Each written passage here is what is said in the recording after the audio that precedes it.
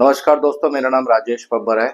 आज मैं आपको एक बहुत ही एडवांस टेक्निक यहाँ पे शेयर करने जा रहा हूँ। बृहस्पति से 11th हाउस यानी जुपिटर से 11th हाउस, इसका क्या इम्पोर्टेंस होता है आपकी लाइफ में।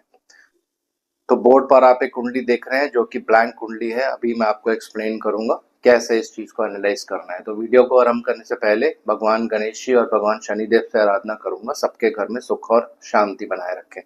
तो आइए वीडियो आरंभ करते हैं। यह एक खाली कुंडली है और जैसे कि मैं हर बार आपको बताता हूँ, ये लग्न होता है और असेंडेंट होता है। जो लोग नए अभी ज्वाइन कर रहे हैं या सीख रहे हैं तो उनके लिए ये है, ये लग्न भाव होता है।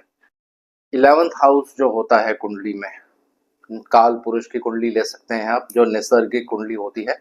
11वां भाव ये होता है कुंडली में। 11वां भाव ये लाभ का भाव होता है, आपकी इच्छाएं पूर्ति का भाव होता है और बहुत सी चीजों को इंडिकेट करता है। तो पूरा यहाँ पे मैं कारकत्व नहीं बता रहा हूँ, सिर्फ बेसिक्स, ताकि आपको टेक्निक समझ आ जाए। तो आपको क्या करना है, सबसे पहले अपनी कुंडली ओपन करनी है। इस तरह की आपकी कुंडली ओपन होगी, किसी भी ऐप में आप देखेंगे। आपको देखना है बृहस्पति यानी जुपिटर कहाँ पे प्लेस्ड है। तो एक उदाहरण लेते हैं। मान लीजिए किसी के बृहस्पति यहाँ पे प्लेस्ड है। ये होता है चौथा भाव। ये पहला भाव, ये दूसरा, ये तीसरा और ये चौथा।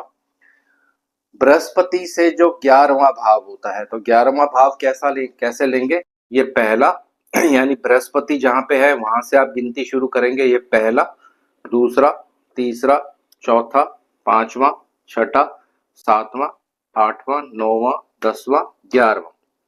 ये हो गया बृहस्पति से 11वां भाव यानी 11th हाउस। ठीक है, ये आपकी लाइफ में बहुत ही महत्वपूर्ण रोल प्ले करता है दोस्तों। तो अब इसका इफेक्ट कैसे आपको लेना है, प्रिडिक्शंस कैसे करनी है, ये मैं आपको यहाँ पे बताने जा रहा हूँ। ये वाला भाव जो होता है ये 11वां भाव है। अगर किसी भी कुंडली में, चाहे वो लड़के की कुंडली हो, लड़की की कुंडली हो, इररेस्पेक्टिव कोई फर्क नहीं पड़ेगा। अगर जहां भी कुंडली में बृहस्पति है, किसी भी भाव में हो सकते हैं, वहां से 11वें भाव में अगर सूर्य देव हैं, लड़के की कुंडली होगी तो बहुत ज्यादा इफेक्ट देखने को मिलेगा। लड़की की कुंडली होगी तब भी सेम इफेक्ट ही देखने को मिलेंगे। बृहस्पति को जीव कारक कहा जाता है दोस्तों। तो जीव से जो 11th हाउस होता है ये सदा सदा आपको लाभ देता है। अगर बृहस्पति से 11वें भाव में सूर्य देव होंगे तो ऐसा जो व्यक्ति होता है बहुत ही एक पावरफुल व्यक्ति होगा, एक रिस्पेक्टेड फैमिली से बिलोंग करेगा, बहुत ही इसको नेम फेम मिलेगा गवर्नमेंट की तरफ से, और एक हाईली स्पिरिचुअल पर्सन ये बन जाएगा। ज्यादा प्रेडिक्शंस मैं यहाँ पे नहीं बता रहा हूँ ताकि कंफ्यूजन नहीं हो, लेकिन ये कॉम्बिनेशन अगर आपको कुंडली में दिखता है, किसी भी राशि में हो सकता है, तो ऐसा व्यक्ति बहुत ही एक अच्छी नेचर के पर्सन होते हैं। इनको गवर्नमेंट से जरूर कुछ ना कुछ, किसी ना किसी तरीके से लाभ अवश्य होता है दोस्तों। अब आगे चलते हैं। एक बहुत ही अच्छे प्लैनेट हैं बुध देव। अगर कुंडली में ये कॉम्बिनेशन आपके है, और इसको बताने से पहले कुछ मैं बीच में एक जानकारी देना चाहता हूं। अगर इन पे पाप प्रभाव होगा तो इंटेंसिटी यानी फलित में थोड़ा सा कमी आ जाएगी। ये बात आपको हमेशा ध्यान रखनी है। अगर बृहस्पति से 11वें में बुधदेव है और ये बुधदेव बहुत ही बली हैं, यानी अगर बुधदेव उच्च के हैं, बृहस्पति से 11वें भाव में आ जाते हैं, तो ऐसा व्यक्ति बहुत ही एक इंटेलिजेंट पर्सन होता है और अपने इंटेलिजेंस से ये जीवन में कुछ नया आविष्कार करता है। इसकी जो मेमोरी होती है यानी याद करने की जो पावर होती है ये बहुत तेज होती है दोस्तों। और एजुकेशन के हर फील्ड में इसको सक्सेस मिलता है, लेकिन कंडीशंस मैंने आपको बता दिया। पाप प्रभाव होगा तो फिर फलित में चेंजिंग होगा। अब एक बहुत ही और अच्छे प्लैनेट हैं, बहुत ही शुभ प्लैनेट हैं शुक्रदेव। अगर ये कॉम्बिनेशन आपको कुंडली में दिखता है, तो अगर ये मेल चार्ट है, किसी पुरुष का कुंडली आप देख रहे हैं, तो ऐसे पुरुष को स्त्रियों से बहुत लाभ होता है, या स्त्रियों से रिलेटेड अगर कोई वो कार्य करेंगे उसमें उनको बहुत ही ज़्यादा लाभ होता है। अपनी कज़न सिस्टर्स, यंगर सिस्टर, छोटी बहनें, इनसे भी जीवन में इनको बहुत ज़्यादा लाभ होता है दोस्तों।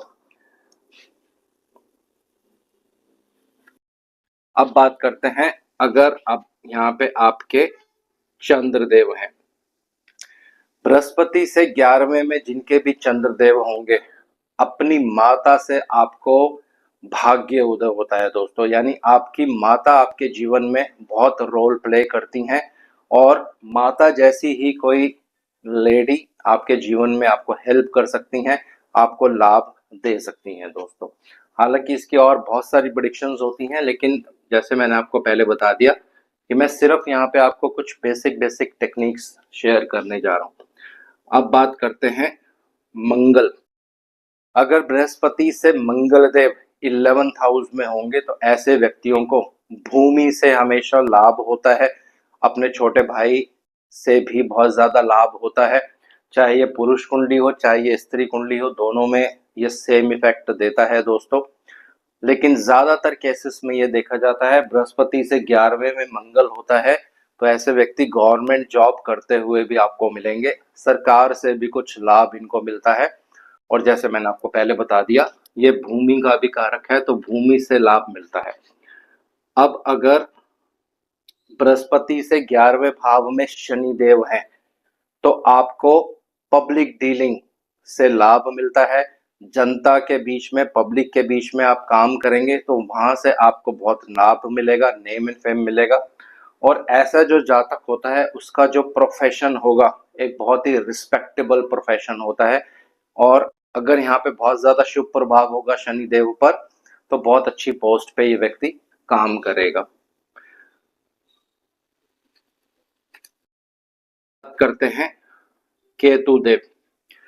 अगर बृहस्पति से 11th में केतु देव होंगे तो ऐसे व्यक्ति को स्पिरिचुअल चीजों से, ज्योतिष से बहुत ज्यादा लाभ मिलेगा दोस्तों। तो ये हमेशा आपको कुंडली में चेक करना है। अगर बृहस्पति से 11वें में केतु है तो बहुत ही अच्छा कॉम्बिनेशन होता है दोस्तों। अब बात करते हैं लास्ट प्लैनेट राहु देव। अगर बृहस्पति से 11वें भाव में राहु देव होंगे तो विदेशों में काम करना, विदेशी लोगों के साथ काम करना, इन चीजों में आपको बहुत ज्यादा लाभ होगा। हालांकि प्रेडिक्शंस बहुत सारी होती हैं और भी इसमें बहुत सारी चीजें हम ऐड कर सकते हैं, लेकिन जैसे मैंने आपको पहले बताया मैं सिर्फ बेसिक टेक्निक आपको यहाँ पे शेयर कर रहा हूँ। तो लास्ट में फिर से मैं दोबारा बता रहा हूँ, बृहस्पति से 11वां भाव आपको देखना है वहां पे कौन सा ग्रह है। ये तभी रिजल्ट देगा जब वहां पे कोई ग्रह होगा।